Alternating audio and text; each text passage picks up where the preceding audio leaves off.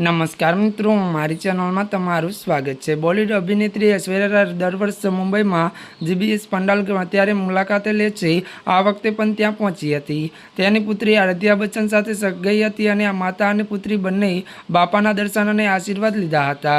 મળતી વિગતો અનુસાર વાત કરીએ તો તેમના વિડીયો અને ફોટો સોશિયલ મીડિયા પર ટ્રેન્ડ કરી રહ્યા છે। જો કે કેટલાક લોકો આરાધ્યા વિશે પ્રશ્ન કરી રહ્યા છે કે આટલી વિચિત્ર કેમ દેખાઈ રહી છે, તેને શું થયું છે। આ પહેલા કરતાં થોડી અલગ દેખાતી આરાધ્યા વિશે अलग अलग अटकड़ों पोस्ट कर चिंता कर रहा है।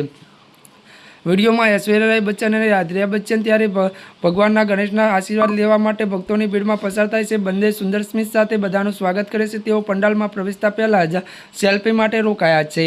अभिषेक और ऐश्वर्या छूटाछेडाना समाचार खूब ज चर्चामां हता, परंतु थोड़ाक दिवसों पहला बंने साथे जोवा मळ्या हता अने छूटाछेडानी अफवाओनो अंत लाव्यो हतो। तेओ अमिताभ बच्चन साथे आराध्यानी स्कूल में वार्षिक कार्यक्रम में हाजरी आपी हती अने आ उपरांत अभिषेके तेना 49मा जन्मदिवस शुभेच्छा पाठवी हती। ऐश्वर्या अभिषेक 2007 में लग्न कर्या हता। 4 वर्ष पछी 2011 में पुत्री आराध्यानो जन्म थयो हतो।